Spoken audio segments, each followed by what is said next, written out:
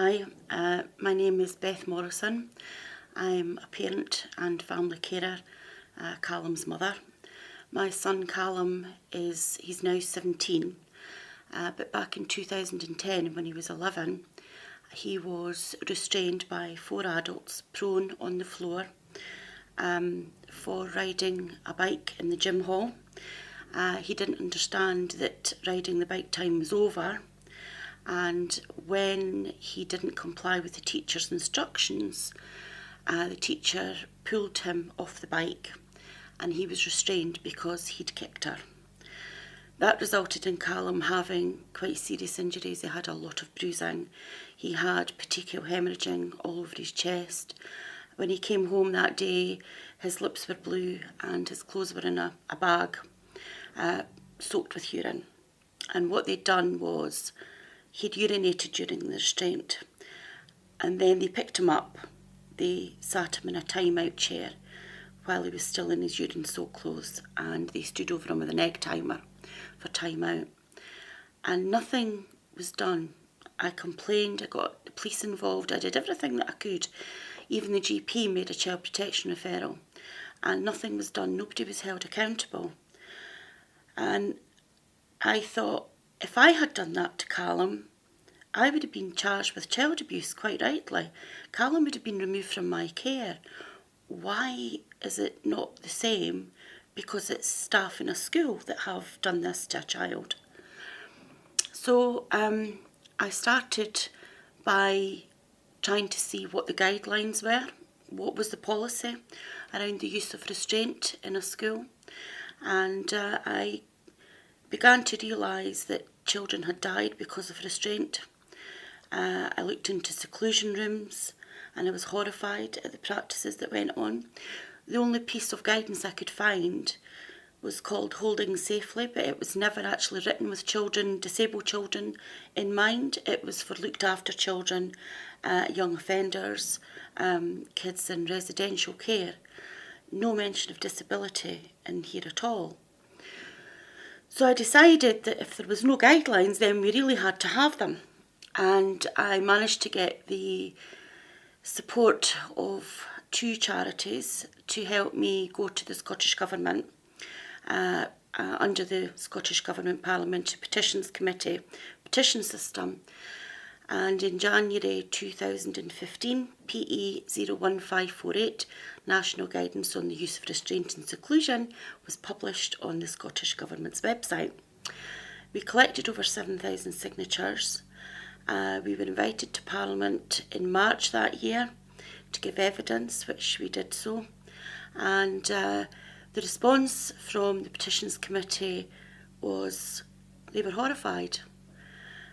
In fact, some of the MSPs, they had had constituents of their own whose children had been affected. So a few of them were very passionate about the cause. We had various other hearings in Holyrood, but then last year the UNCRC got in touch.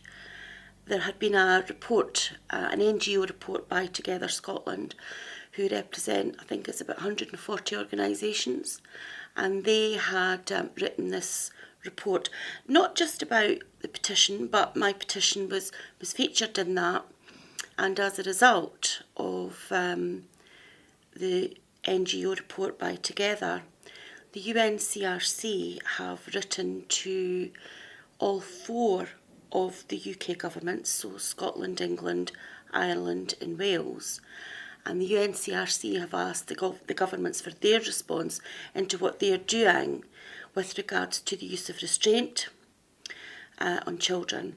Now, I know that the governments, all 4 governments have responded, and most recently the 4 children's commissioners were all asked to respond to the government's response, and we're just waiting to see what's going to happen. We have been told the Scottish Government gave a commitment back in November last year to introduce new guidance for all children. And to be honest, when I heard that at first, I was very pleased because I thought we'd achieved something that we hadn't set out to achieve. But But I've been very clear from the start, the children that I represent are the most vulnerable in society. They're the most disabled children. The vast majority are non-verbal or have very little in communication. And I need to see specific guidance for those children being given. And, you know, that commitment from the Scottish Government needs to be to those children in particular, because we're dealing with children who have no communication and they have behaviours which can sometimes be described as challenging.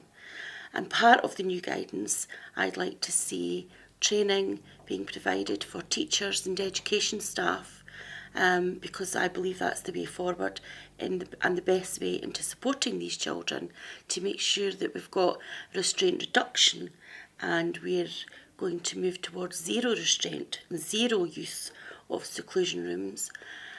I am not convinced, however, that guidelines are going to be enough.